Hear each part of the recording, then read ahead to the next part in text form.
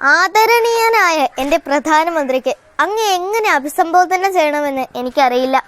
ഞാൻ നിരഞ്ജന, 6ാം ക്ലാസ് വിദ്യാർത്ഥിനിയാണ്.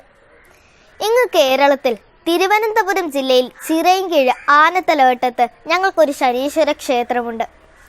അച്ഛൻ്റെയും അച്ഛൻ്റെ ഗുരുക്കന്മാരുടെയും നിർദ്ദേശപ്രകാരം ഞാനാണ് അവിടെ ശനി ഭഗവാനെ പ്രതിഷ്ഠിച്ചത്.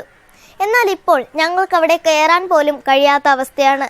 ശനി ഭഗവാന് ഒരു നേരത്തെ നിവേദ്യമോ ഒരു നേരത്തെ തിരിയോ കത്തിച്ചു വയ്ക്കാൻ എനിക്ക് കഴിയുന്നില്ല. അതിലെനിക്ക് ഒരുപാട് സങ്കടമുണ്ട്. കോടതിയുടെ സ്റ്റേ ഓർഡർ ലംഘിച്ചുകൊണ്ട് ഒരു കൂട്ടം ആളുകൾ അവിടെ വിലപിടിപ്പുള്ള പൂജാ സാധനങ്ങളും ഔഷധ സസ്യങ്ങളും എല്ലാം തകർത്തെറിഞ്ഞു. മുഖ്യമന്ത്രിക്കും മറ്റു ഉന്നത ഉദ്യോഗസ്ഥർക്കും ഒരുപാട് തവണ പരാതി നൽകിയിരുന്നു. ഇതുവരെ ഒരു നടപടി പോലും ഉണ്ടായിട്ടില്ല.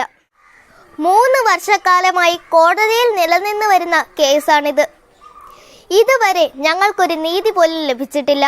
വക്കീലന്മാർക്ക് കൊടുക്കാൻ എൻ്റെ അച്ഛൻ്റെ കയ്യിൽ ഇനി ഒരു ചില്ലി കാശ് പോലുമില്ല. എൻ്റെ അച്ഛന് എന്തെങ്കിലും സംഭവിച്ചാൽ മാത്രമേ ഞങ്ങൾക്ക് നീതി കിട്ടുകയുള്ളൂ എന്ന അവസ്ഥയാണിപ്പോൾ. അങ്ങയുടെ പേരിൽ ബാങ്ക് ബാലൻസോ ഭൂമിയോ ഒന്നുമില്ലെന്ന് സമൂഹ മാധ്യമങ്ങളിലൂടെ ഞാൻ അറിഞ്ഞു. അങ്ങനെ എൻ്റെ അച്ഛനും അമ്മയും ഒരു തീരുമാനമെടുത്തു. ക്ഷേത്രമുള്ള ആ ഭൂമി അങ്ങേക്ക് എഴുതി തരികയാണ്. അങ്ങനെയെങ്കിലും എൻ്റെ ശനീശ്വര ഭഗവാന് ഒരു നേരത്തെ നിവേദ്യവും ഒരു നേരത്തെ തിരിയും കത്തിച്ചു വെക്കാൻ കഴിയുമല്ലോ.